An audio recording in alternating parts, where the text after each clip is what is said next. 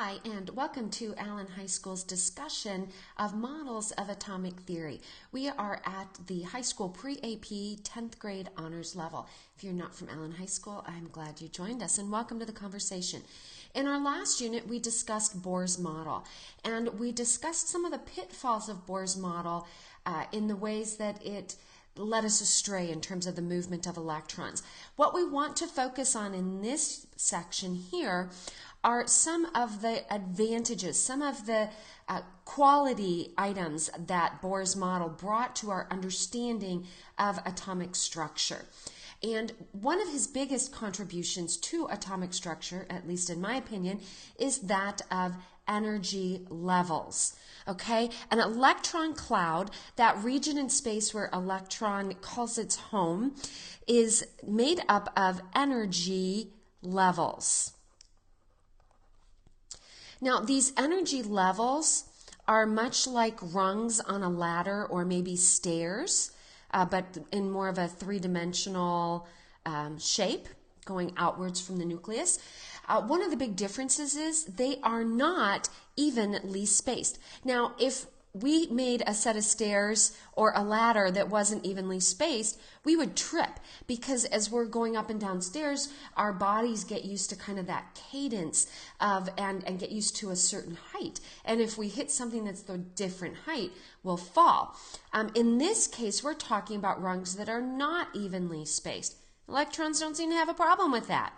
All right, the amount of energy possessed by an electron, its potential energy based on its attractive, everything in life, frankly, is based on attractive forces and repulsive forces.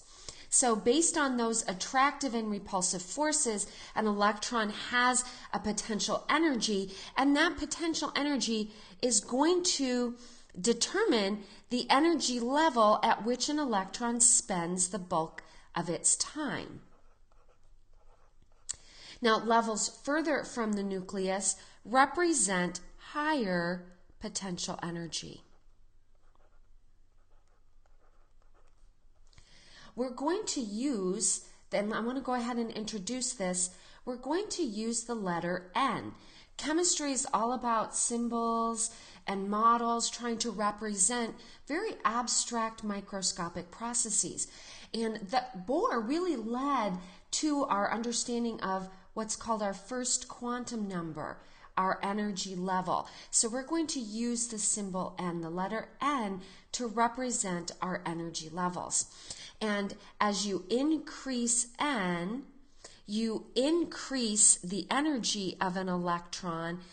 It's at higher energy and it's further from the nucleus. Okay? So that gives us a little glimpse of where we're going here.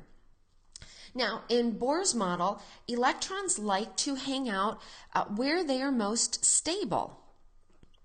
Where they are most stable is where attractions to the positive protons in the nucleus, remember protons are positive, are maximized, and repulsions between two electrons, electron to electron, are minimized. And at that point, when every electron reaches that kind of magic point, we call that the ground state.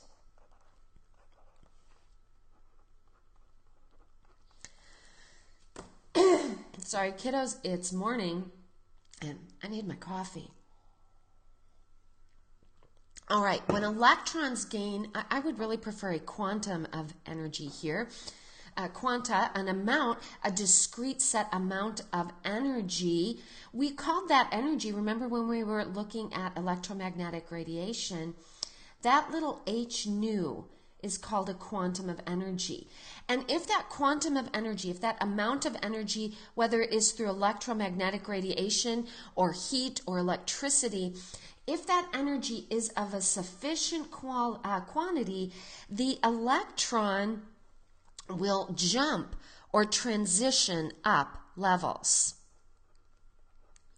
in a process we call excitation. Now, I want to give you an analogy for this. My ground state is when I'm at home after school, I sit in this little corner of the couch where I've got a place for my laptop. My cat's sitting in my lap, probably purring, and I'm reading the comics. I'm kicking back. It's been a long, wonderful day with all my amazing students, but it's time to have a little me time, a little alone time. So I am very relaxed. That's my ground state. Everything that needs to be maximized is maximized, and everything that needs to be minimized is minimized. And my family knows you don't bug me when I'm reading my comics. You kind of give me that breathing space. That's my ground state. Now, let's say during that time I got a phone call and I picked up the phone and it was Denzel Washington. Let me tell you, I'm going to jump up. I am going to move away from my ground state and I'm going to be excited. Y'all know what I think about Denzel Washington. He is the most beautiful man ever created or evolved, depending on your belief system. And oh my gosh, I'd be so excited. But here's the deal. In my situation, and an electron situation, the excited state is temporary. Denzel Washington is going to very quickly realize he has the wrong number and hang up. I mean, I'll try to keep him on the line as long as I can, but he's going to hang up. And so what's going to happen is I've got all this energy now, so I'm going to move around. I'm going to call my sisters, and I'm going to call my husband, and oh my gosh, Denzel Washington called. I'm going to be so excited.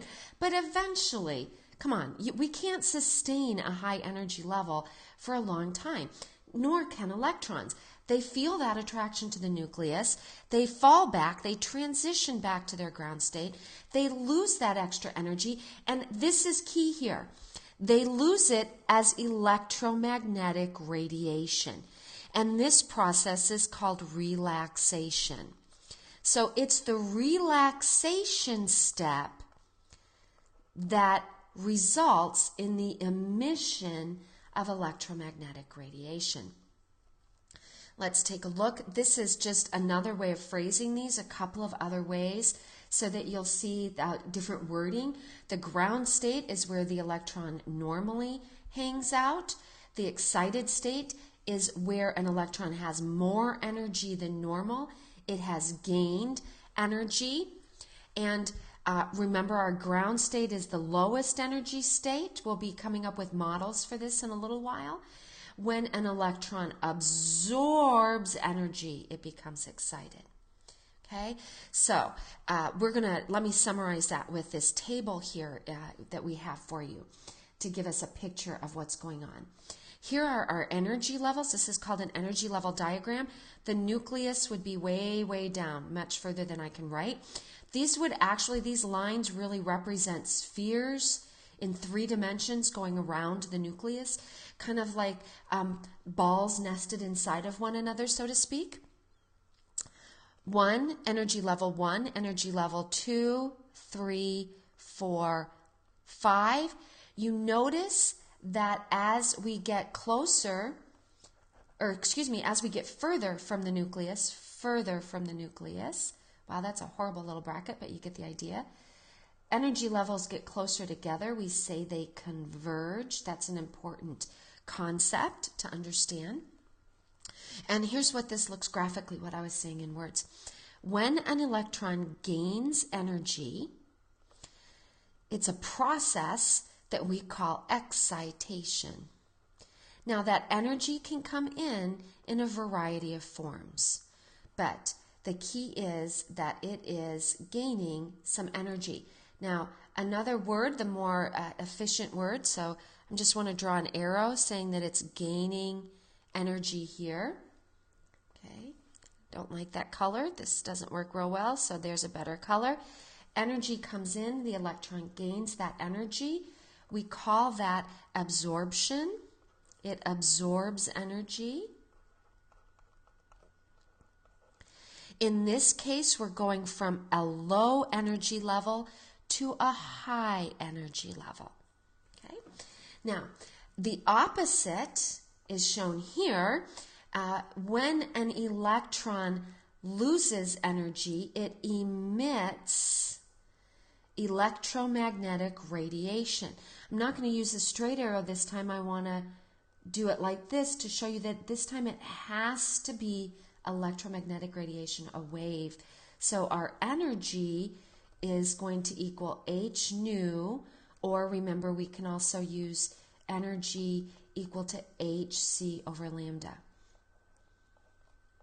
So you see that the difference in energy, that difference of energy, so really it's the difference of energy, is equal to, I'm going to just be precise in my language, take the absolute value of this difference, that equals the energy of the photon, and that will give us a wavelength. We're going to talk about it qualitatively when we get into AP. When you have that opportunity to take that with me, we'll do more calculations with that. Remember, this process is relaxation. So you want to link the word relaxation with the emission of energy. And in this case, we're going from high to low.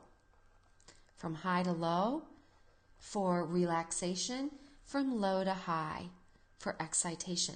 So this is me all excited because Denzel called, and then this is your little old lady teacher in her relaxed state. So, all right.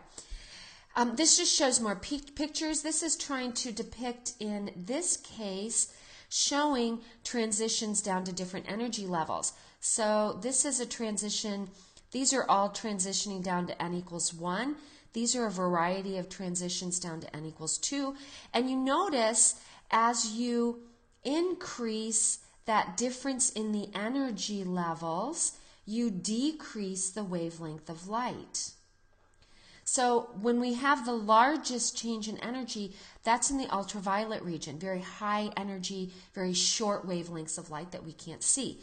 The n equals 2 is visible. And for hydrogen, we see 4 bright lights. They're single bright lights because you don't get transitions from in between. It's quantized from one level to another level. Just like you can't land halfway down a staircase. You either go from one step to go down 1 step, or down 2 steps, or down 3 steps, but you can't go down 2.5 steps. And that's what we have here. So we have what's called a bright line spectrum, or atomic emission, 2 S's, sorry, more coffee, spectrum. Spectrum is singular, spectra is plural. Okay, now here's where it gets really cool, and then we will be done with this video. It might be a little bit long because I got so excited about Denzel Washington, but each possible energy fall corresponds to a different energy. We have a different energy with each transition. So if we have a different energy amount, that would be called delta E. We take the absolute value of that to find the photon, because photons can't be negative. That corresponds to a different photon of energy. Well, if we have a different photon of energy, we're going to have a different wavelength of energy. So we'll have a different wavelength of light. Another way of saying this is we'll see a different color, right? Different wavelength or color. Now remind me, I have a couple things I want to show you in class. I want to show you an animation, and I want to show you some demonstration with looking at some atomic spectra that's so groovy. I mean, I could even use the word psychedelic. It's so cool. Now, so energy and wavelength. Now, here's where it gets really awesome. So important here. Each element has a different number of protons. Because they each have a different number of protons, the n equals 1 or 2 or 3 or 4, our n values, the actual energy of those, so the actually energy of our n values, say for hydrogen, are not equal to the energy values for fluorine, or oxygen, or nitrogen, or helium, or krypton, or mercury, or you get the idea. Because the protons are different, the attractions are different, the potential energies are different. N equals 1 equals 2 equals 3 doesn't have the exact same joules of energy for each element. And that means that the falls for different elements, the transitions, the relaxation levels for different elements will produce different colors. We'll have different colors. I'm going to go a little faster here. We'll have different colors involved here. So each element has its own unique, and this is what's so very important, it has its own unique spectrum. It's like its fingerprint, and we can use it to identify the element.